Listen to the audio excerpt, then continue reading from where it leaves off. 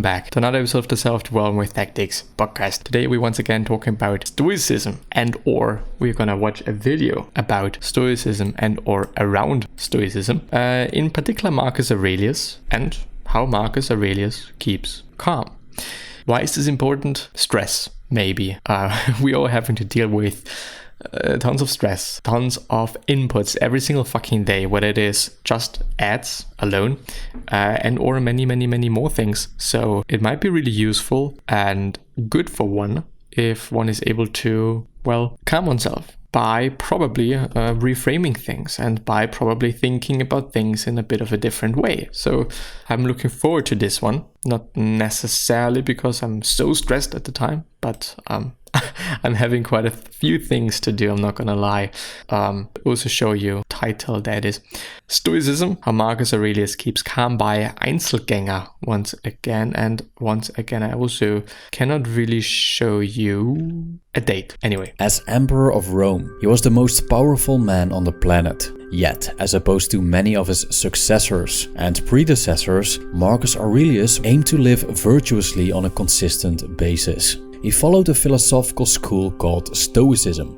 Part of Stoic philosophy is the ability to keep a calm mind. As a matter of fact, the Stoics believe that humans in a state of flourishing have attained true happiness, which always goes together with inner peace.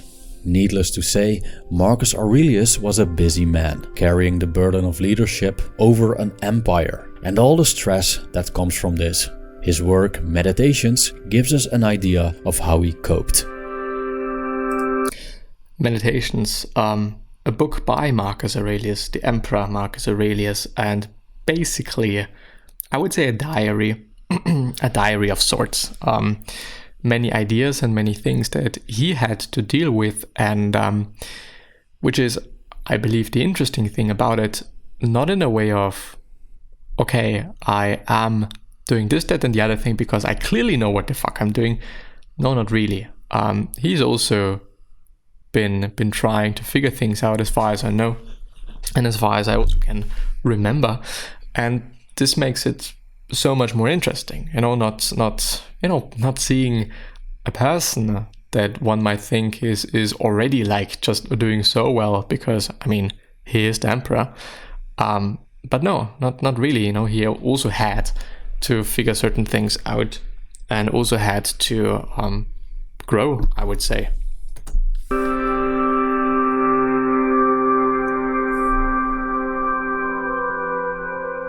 Marcus Aurelius is famous for his negative visualization, which modern Stoics use as a meditative practice to start the day. Since I've got a separate video about this, I would like to focus on his lesser known teachings that we can use as practical advice for more tranquil lives. The first one is very simple. Do less. It's a no-brainer, right? In order to become calmer, we should simply do less. Now, it's important to mention that the Stoics hold productivity in high regard, as they see it as a virtue to be industrious.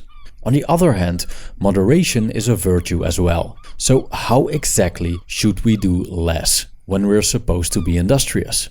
Marcus Aurelius observed that people do many things that aren't necessary. In the current age, we have access to almost unlimited entertainment, so it's very easy to get caught up in all kinds of non-productive activities.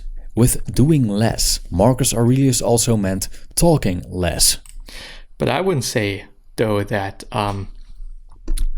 we should not have fun in life and we should, basically only do productive things and we only should work and we only should hustle because this is the lifestyle. I wouldn't also necessarily say that this is what the Stoics meant as well. And I certainly, besides the whole Stoic thing, I just do not believe in it. I once maybe have been in this frame of mind or in this worldview that, okay, I should only do this, I should only work, I should only whatever. But I think pretty soon one is going to realize that this is not necessarily what life is only about. Of course, when work is something that you really enjoy and really like doing, do it, period. But if it is only a drag, one should keep this moderation in mind. moderation of things that I like, moderation of things that I dislike. Keeping everything in moderation. And also something that kind of plays into that, the Stoics said, might have been Seneca, eating enough, basically, because when you're hungry, your mind is not working properly, if I remember that correctly. So when I'm not rested enough, when I haven't slept enough, when I have been doing too much work, I don't know if I can sustain that. Probably not really. And also, is the quality of the work gonna be so nicely? So what I want to point out and what I want to say is that I don't really think that the Stoics meant to only do productive things. Marcus just pointed out, people are doing a lot of things they do not necessarily have to do.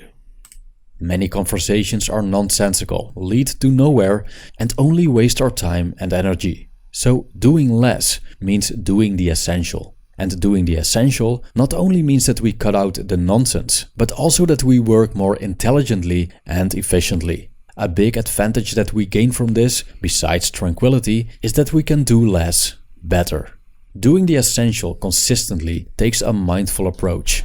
I quote, "If you can eliminate it, you'll have more time and more tranquility. Ask yourself at every moment, is this necessary? But we need to eliminate unnecessary assumptions as well, to eliminate the unnecessary actions that follow." End quote. A good habit that helps to stay focused on our daily endeavors is making a list of tasks the night before. There are just so many different ways in which you could sort and categorize the things that you should be doing, maybe that you want to do, the things that are more important and whatnot. I don't know. There are many resources, and I would believe sorting things from most important to least important would make sense. Not only in just Stoic terms, but also just when you're thinking about it. Of course, the first thing that I want to do is something that is important to me, and maybe also in a sense of importance in the sense of basically I want to get this done because when I am done with it, I can focus on something else, which basically is some sort of the case for me with the podcast. When I know I haven't recorded yet, it is staying in my mind, and I have figured out over the years that recording first and then doing some other shit makes the most sense for me and how I deal with things and how I do things. So it really also is subjective. It really also is what works for you and what doesn't. So I do the recording first because I know that when I don't do it, it's going to piss me off the whole day long, and sometimes I kind of forget about it and I do not want to record in the evening. Firstly, and second of all, I don't want it to be in my mind all the time. I just want to have more space for other things. And when I'm done doing this, I can do other shit. And of course, I might just have a longer episode. I might have a shorter episode. These are things that I can control myself. These are things that I am in charge of. And so I can decide how much I can do of it and how much also I should be doing of it. So, also something to consider, also something to keep in mind, even if it seems to be something quite sensical and or quite easy, like obviously, duh. This way, we premeditate on what we have to do when we get up in the morning, which has a calming effect on the mind. Because when we design our days beforehand, there's one less thing for the mind to worry about. 2. Short escapes. In another video. And also you do not forget about things, things that might be incredibly important for you. I rarely then forget about those things when I have written them down on, I don't know, most often I just use some fucking piece of paper, like this shit. I posted that is actually pretty dusty. But yeah, I've explained that the Stoics aren't too fond of traveling for recreational purposes and don't see it as a good way to seek tranquility. The reason for that is that wherever we go, we take ourselves with us. So the effects of traveling are only temporary. Thus, as soon as the novelty subsides, we'll be confronted with our own minds again. Marcus Aurelius was critical of people seeking refuge from daily worries by traveling or residing in quiet places like the mountains or beaches. In his mind, this was an idiotic thing to do, because why should we travel when we can get away by going within? Nowhere you go is more peaceful, more free of interruptions than your own soul, he said. There's nothing wrong with changing scenery once in a while to facilitate our mental retreats, as long as we keep these escapes basic and brief. What Marcus Aurelius proposed reminds me a lot of meditation, or perhaps moments of reflection and contemplation in order to renew ourselves so we can calmly proceed our daily lives. He gave us 2 things to ponder over if we choose to briefly retreat in our minds. I quote, 1. That things have no hold on the soul. They stand there unmoving, outside it. Disturbance comes only from within, from our own perceptions. And 2. That everything you see will soon alter and cease to exist. Think of how many changes you have already seen. The world is nothing but change. Our life is only perception. End quote. Which brings us to the next piece of advice, which is remembering that all shall pass. The Stoics are infamous for remembering the frightening reality of life, that it's going to end. Memento mori means the remembrance of death, which is the ultimate acceptance that the changing... Remember you will die, I think. So yes, indeed, the remembrance of death. Realizing, and by the way, the painting in the background, and there are many, many more very interesting and very cool paintings on that. School should be checked out. You know, there are certain symbols, like, you know, of course, the skull, but also the, what is this called? Sand, whatever. I don't know what it is. And also flowers, because flowers also, with time, they shrink. Yes, let's just call it shrink. They get uglier by time passing. So really interesting reading about it. I mean, there are just, you know, probably a Wikipedia article that, you know, should be quite good. First of all, and second of all, relatively long, so you might check it out. The nature of the universe also means the decay and vanishing of ourselves.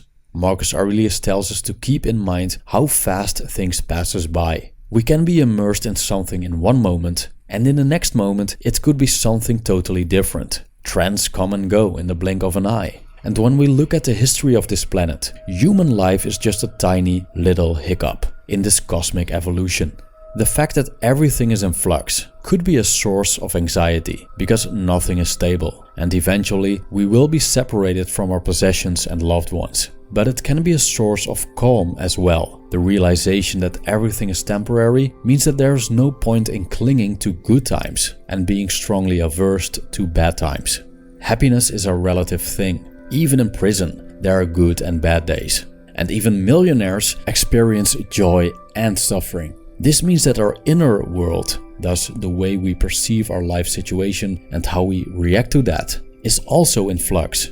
Moreover, we can influence how we react to change. So why should destiny concern us so much? As Marcus Aurelius wrote, the infinity of past and future gapes before us, a chasm whose depths we cannot see, so it would take an idiot to feel self-importance or distress, or any indignation either, as if the things that irritate us lasted.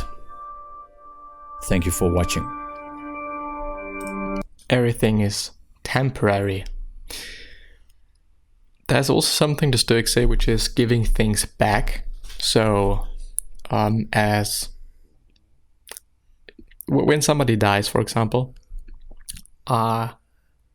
giving back the person, I might actually be able to find something on that, because I also thought that this is quite an interesting concept. Stoicism giving back. Quite an interesting... the Stoic ideal... I just found something completely different. The Stoic ideal for giving to people that we know is that we should give in order to help them be better people and live better lives. In Seneca's words, whoever believes that giving is an easy metas ers. What? That giving is an easy. Charity and giving back. Death. If death is part of nature's will, the Stoics argued it makes no more sense to fear it than it does to fear the falling of leaves in autumn or new growth in spring. In a similar vein, the Stoics viewed death as a precondition for life, pointing out that life without deaths is simply impossible. It is what it is. To have light, we need to have dark. It's all about contrast. Do not act as if you were going to live 10,000 years. Death hangs over you while you live, or while it is in your power. Be good. Meditations... well, I don't fucking know, something with 17. Death does not concern us because as long as we exist, death is not here. And when it does come, we no longer exist. Which was also quite interesting for me as I've read it the first time, because I thought, well... yeah, I don't really get death when I am dead. Like, I'm probably not going to experience it. And I mean, the moments before death, I probably have so much adrenaline in my body that I, first of all, I think wouldn't necessarily feel anything. And yeah, period. Death smiles at us all, but all you man can do is smile back. I'm actually not quite finding what I have been searching for. Just this idea of giving back. Not in terms of being nice to somebody, but you know, when you lose something, you're just giving it back to the original owner, back to the world, back to nature. Waste no more time arguing about what a good man should be. Be one. Maybe you should cry about it. This is actually a really good one. Maybe you should cry about it. Maybe you should just let it out and deal with it in that way. I think that there is a reason why people can indeed cry. This is going to be the last one. Happiness and freedom begin with a clear understanding of one principle. Some things are within your control and some things are not. And with that being said, I'm hopefully going to see you the next time. So, bye-bye. And now we also have to wait, because when I do not wait, the last few words are not going to be in the video. As well as this probably, so I don't know how much of it is going to be in the video then, nor on the podcast. This is kind of the most fucked up way or thing about live streaming that I don't know, you know, sometimes things just, you know, go away. But it is what it is.